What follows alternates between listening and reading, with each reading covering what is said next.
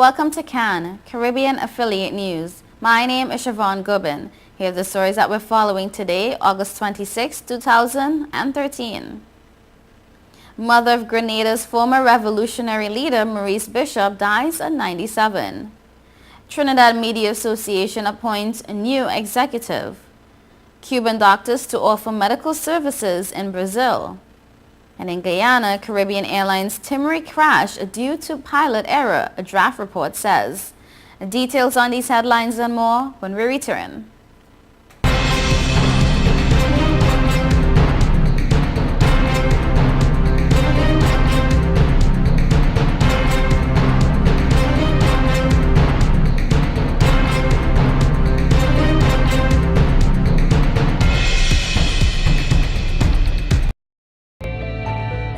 Million customers use Leica Mobile for affordable international mobile calls, connecting over 2.5 million mobile calls daily, helping our customers stay in touch with their loved ones, whether they be in Asia, Africa, Europe, or the rest of the world. Every 5 seconds, a new Leica Mobile customer joins our growing family, helping you to make affordable international calls across the world. Leica Mobile. Call the world for less. Since we announced Sign and Drive with zero out-of-pocket and low monthly payments, cars been flying out of Bronx Honda at a record pace. Whoa! New Accord with zero out-of-pocket for $249 a month, or new Civics just $199 per month, or save thousands with 0% financing. You never have to leave the Bronx to get the best price on the Honda. Bronx Honda guarantees the lowest price in the Bronx. Bronx Honda, East Tremont Avenue. Visit BronxHonda.com.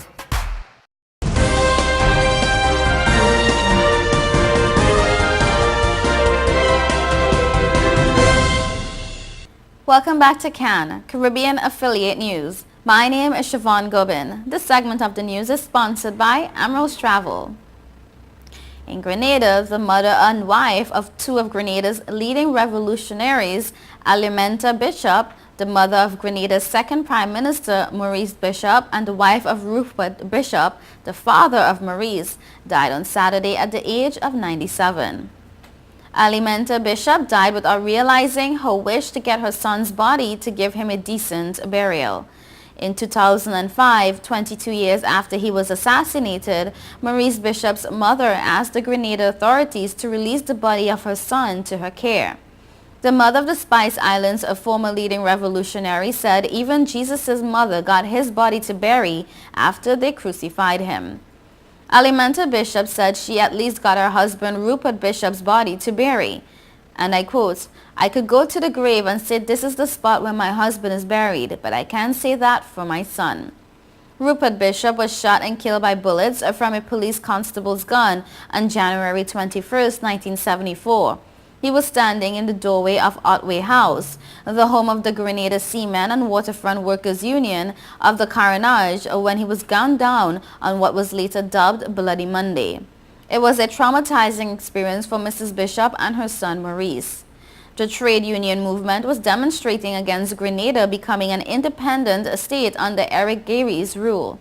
4 years later, on March 13, 1979, his son Maurice and his new Jewel Movement Party overthrew the Gary-led government in a coup. 9 years after the assassination of Rupert Bishop, Alimenta Bishop faced her second major trauma. Her son Maurice Bishop, like his dad, was killed in similar fashion, only worse. He was lined up against a wall along with the other comrades on Fort George in St. George's and brutally gunned down. To this day, it has not been revealed what had happened to Bishop's body. His left-wing People's Revolutionary Government perished with him.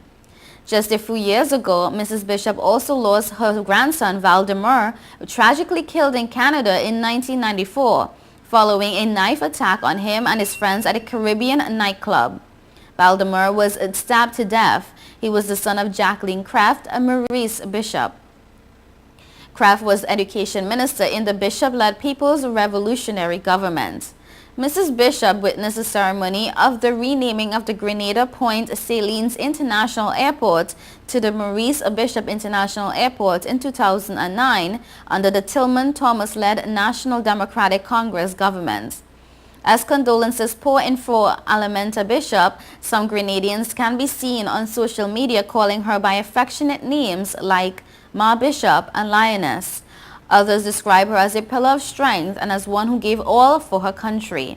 Mrs. Bishop will go down in history as paying a high price for two significant moments in Grenada's history: the slaying of her husband during mass demonstration against the Eric Gairy government to prevent the island becoming an independent nation under Gairy, and the assassination of her son, Maurice Bishop, who led Grenada as the country's second prime minister from 1979 to 1983. In Trinidad and Tobago, a new executive has been selected by the Media Association of Trinidad and Tobago. After a series of controversies and failure to attract members to its previous election meetings, MAT members finally appointed an interim management committee headed by senior journalist Suniti Maharaj to ensure the association held elections with a respectable turnout of members.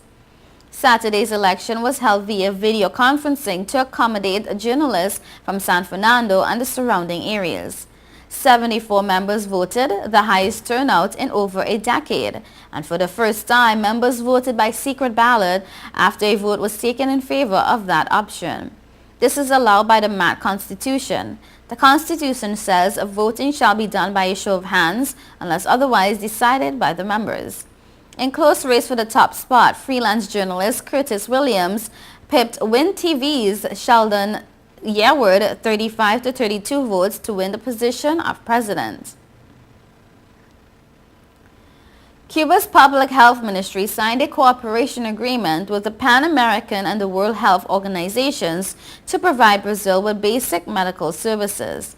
The accord is part of South-South cooperation.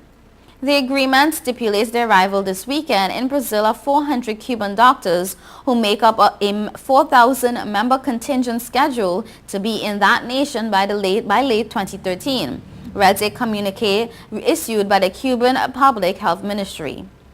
In Brazil, the Cuban doctors will work under the international cooperation project maintained by the Cuban Public Health Ministry with 58 countries on different continents, where the members of several medical missions organized by the ministry maintain their labor, salary, and social security relationship to the Cuban health system.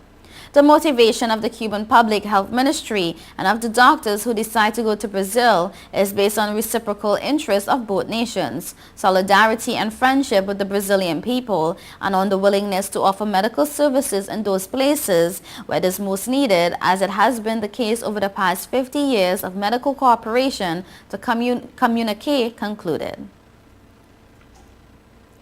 In Guyana, 2 years after a Caribbean Airlines Limited Boeing 737-800 aircraft crash-landed at the Chedi Jagan International Airport in Timree, a draft report has been completed with the findings pointing to pilot's error. The plane spectacularly split in two around 1:30 on July 30, 2011, and while there were no deaths, there were injuries with one passenger losing his leg. A number of passengers have since taken legal action.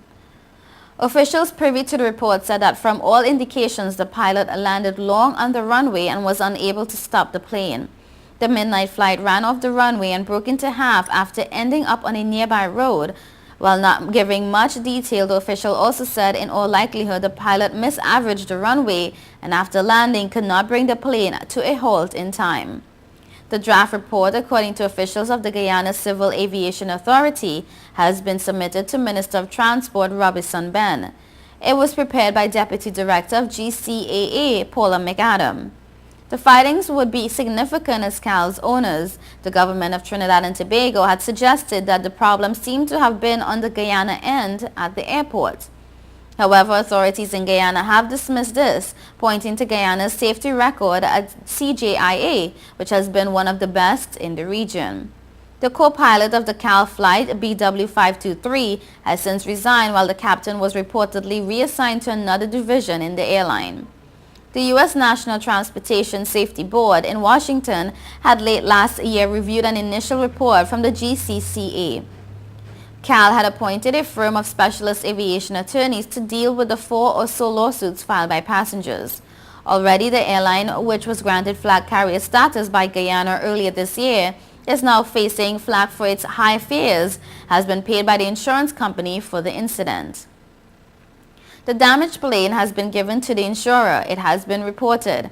Currently, Guyana is on the verge of expanding the CJIA, extending the airport and building a new terminal building. The idea is to attract bigger planes and tap into the Asian and African market using Guyana's strategic geographical position. Government has said CAL had met with government recently over complaints of the high fares. Guyana is desperate to find additional airlines willing to take up flights to North America, especially the Georgetown JFK route. You're watching Caribbean Affiliate News. We will be right back.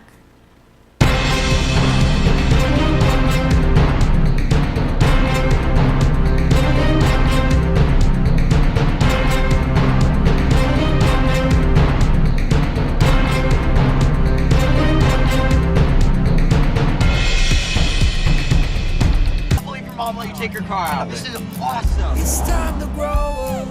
You're crazy. Little while Go faster. Stop. it'll all be alright. I raised my son to be careful, Hey, sweetie. Hey, Mom. but just to be safe, So don't you worry. I got a Subaru. Love. It's what makes a Subaru a Subaru.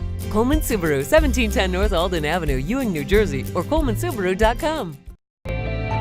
5 million customers use Leica Mobile for affordable international mobile calls, connecting over 2.5 million mobile calls daily, helping our customers stay in touch with their loved ones, whether they be in Asia, Africa, Europe, or the rest of the world. Every 5 seconds, a new Leica Mobile customer joins our growing family, helping you to make affordable international calls across the world. Leica Mobile. Call the world for less.